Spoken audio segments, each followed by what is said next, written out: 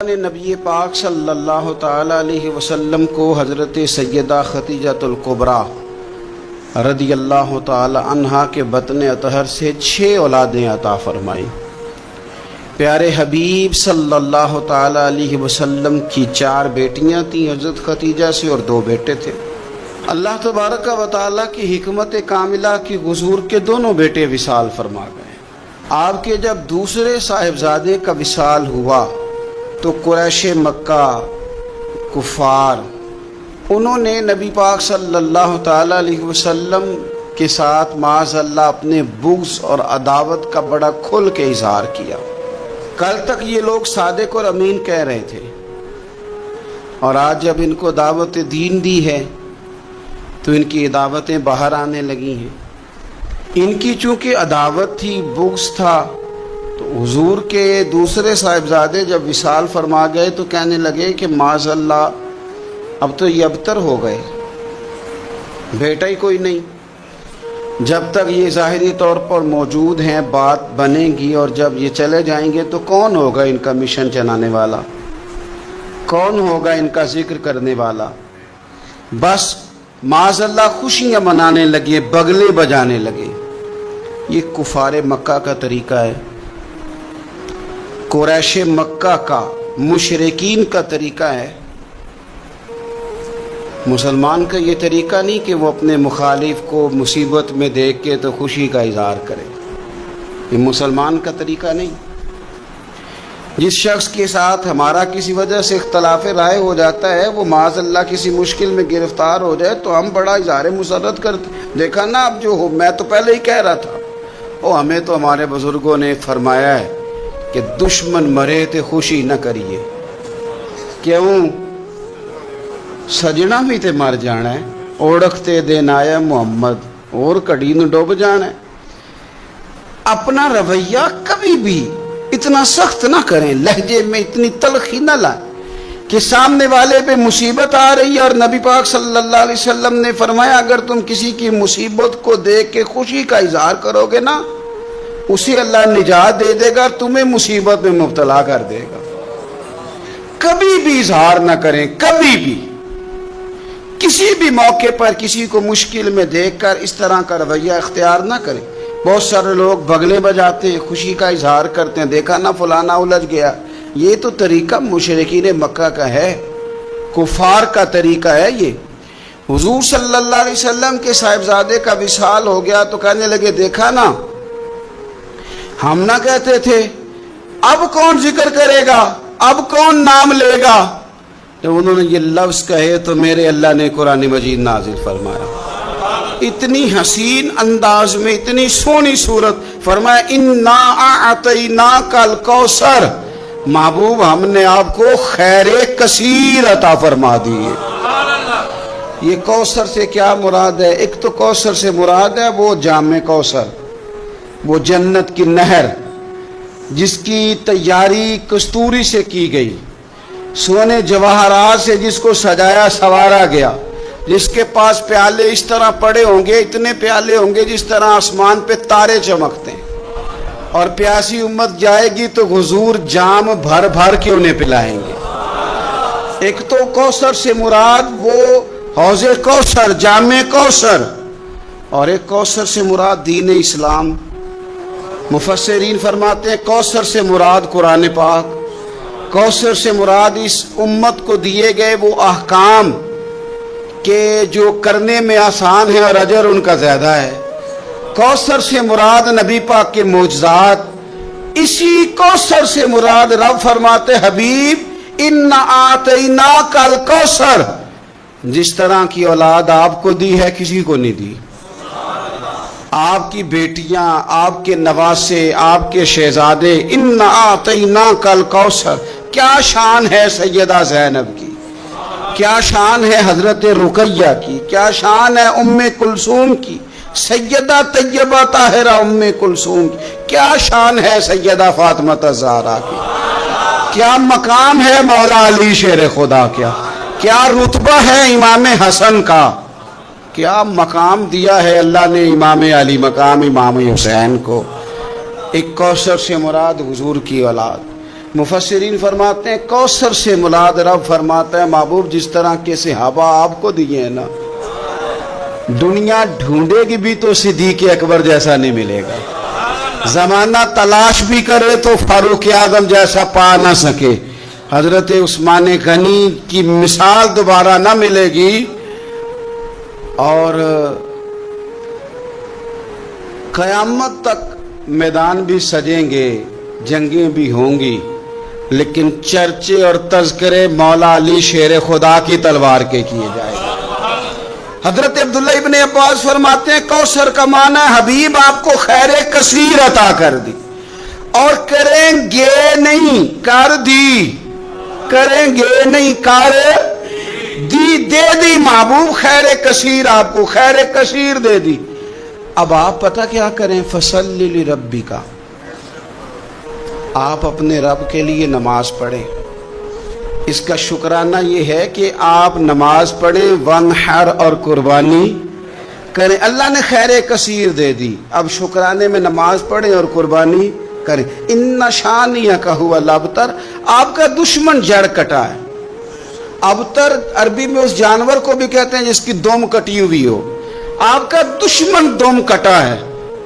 अबू जाल की औलाद मरी तो नहीं थी सारी, बल्कि अबू जाल की औलाद में तो हज़रत इकरमा रज़ी अल्लाह ताला अन्हु उसके बेटे थे, उन्होंने तो कलमा पढ़ लिया था, हुजूर के गुलाम हो गए थे, पर कभी किसी ने कहा है मैं अबू जाल की औलाद हूँ। यजीद की कोई सारी औलाद मर तो नहीं गई थी, कभी किसी ने कहा है मैं उसकी औलाद में से हूँ। दुश्मनों की जड़ कटती है, दुश्मनों की। उन्होंने तो कहा था कि इनकी औलाद कोई नहीं, इनका जिक्र कैसे होगा। दुनिया के किसी कोने में भी चले जाओ, हर जगह तुम्हें सैयद मिलेंगे, सादात मिलेंगे। और जहां तक जिक्र की बात है, वह रफ़अना लका ज़िक्रक, अल्लाह फरमाते हैं हबीब हमने आपकी खातर आपके जिक्र को बुलंदियां अता फरमा दी। हर घर गली, हर नगर, हर कोने रसूल पाक का तज़किरा हो रहा है। करना क्या है, फसल्लि लिरब्बिका वनहर, आप नमाज पढ़े और कुर्बानी करें। कुरान पाक की आयत बताती है कि फसल्लि लिरब्बिका वनहर, पहले नमाज है फिर कुर्बानी है, यानी ईद वाले दिन पहले नमाज पढ़ेंगे फिर कुर्बानी करेंगे। ईद से पहले कुर्बानी क्यों नहीं कि अल्लाह ने पहले जिक्र ही नमाज का किया है, कुर्बानी का जिक्र ही बाद में, पहले नमाज फिर कुर्बानी। कुर्बानी शुक्राने में करें। मेरे अजीज, अल्लाह के हबीब सल्लल्लाहु अलैहि वसल्लम ने ना इसीलिए बड़े ज़ौक़ के साथ कुर्बानी का दर्स दिया था। वजह उसकी पता क्या है, इस्लाम कहते हैं कि अमीर बंदे अकेले अकेले खुशी ना मनाओ, बल्कि गरीबों को शामिल करो खुशियों में। छोटी ईद का मौका आया तो फितराना रख दिया साथ, करो ना खुशी, तो खिलाओ गरीबों को भी, दो उनको भी। हमारे यहाँ तो फितराना नहीं, ज़कात भी अक्सर लोग रमज़ान में ही देते हैं, इसको भी साथ शामिल कर लिया गया। आपके यहाँ घर में बेटा पैदा हुआ तो कहा अकीका कर लो, रिश्तेदारों को खिलाओ, दोस्तों को खिलाओ, गरीबों को खिलाओ। अगर आपने निकाह किया तो कहा वलीमा ज़रूर करना, खुशियों में दूसरों को शरीक करो। हुजूर सल्लल्लाहु ताला अलैहि वसल्लम ने फरमाया वलीमा ज़रूर करना, चाहे बकरी का बच्चा ही ज़िबा कर लो, वलीमा ज़रूर करो, दोस्तों को लोगों को शामिल करो। बड़ी ईद आ गई तो फरमाया ईद भी पढ़ो और कुर्बानी भी करो, लोगों को अपनी खुशियों में शामिल करो, रिश्तेदारों को भी दो, दोस्तों को भी दो, अपनों को भी दो और गुरबा को भी शामिल करो। हमने पता क्या किया है, आहिस्ता आहिस्ता करके जैसे जैसे दौलत ज्यादा आई लोगों के पास, उनके खर्चे बढ़ गए, हमारे अखराजात ज्यादा हो गए, फिर हम बंद होके रह गए अपने आप में। गरीब भी अपनी गरीबी में बंद है, उसे भी अगर कोई चीज़ मुयसर आती है तो वो अकेला कब्जा करना चाहता है, माजरत के साथ, नाराज नहीं होना, वो भी अपनी जगह बंद है, बांट के नहीं देता। अगर गरीब भी थोड़ा थोड़ा बांटे, दाएं बाएं देखे, तो फिर तो मेरे रसूल पाक का वो फरमान भी बड़ा खूबसूरत है कि हुजूर ने फरमाया कि गोश्त पकाओ तो शोरबा ज़्यादा कर लो, चलो पड़ोसियों को भी शामिल कर लो। तो गरीब भी अगर शोरबा ज़्यादा कर ले तो वो भी इस मामले में तो आगे। अमीर ने क्या किया है, امیر نے دوستیاں بھی امیروں سے لگا لی، تعلقات بھی امیروں سے بنا لیے، اینک بھی امیری کی لگا لی، اسے نظر ہی کچھ نہیں آتا۔ آپ صدقات کریں، خیرات کریں، میرے نبی پاک صلی اللہ تعالی علیہ وسلم حضور فرماتے ہیں جب تم صدقہ دیتے ہو نا، اللہ تبارک و تعالیٰ بے نیاز ہے ہر چیز سے، لیکن جب تم صدقہ دیتے ہو تو اللہ تعالیٰ اپنے دائیں دست قدرت میں تمہارا صدقہ لیتا ہے۔ اللہ ہاتھوں سے پاک ہے جو اس کی شان کے لائق، اللہ اپنے دست قدرت میں تمہارا صدقہ لے لیتا ہے۔ اور فرمایا جس طرح تم اپنے گھر میں بچڑا پالتے ہو نا، اس طرح رب تمہارے صدقے کو پالتا ہے، تمہارے صدقے کو اللہ پالتا ہے۔ شارحین حدیث کہتے ہیں یہ پلا ہوا صدقہ ملے گا تمہیں قیامت والے دن، اور یہ صدقہ دینے سے آپ طاقتور ہو جائیں گے، غریب کی مدد کرنے سے طاقتور ہو جائیں گے، آپ مضبوط ہو جائیں گے، آپ جری ہو جائیں گے، دلیر ہو جائیں گے۔ آپ چھپا کے صدقہ کر کے تو دیکھیں، روح طاقتور ہوگی، دل طاقتور ہوگا، سینہ طاقتور ہوگا، آپ کے مزاج میں روشنی آئے گی۔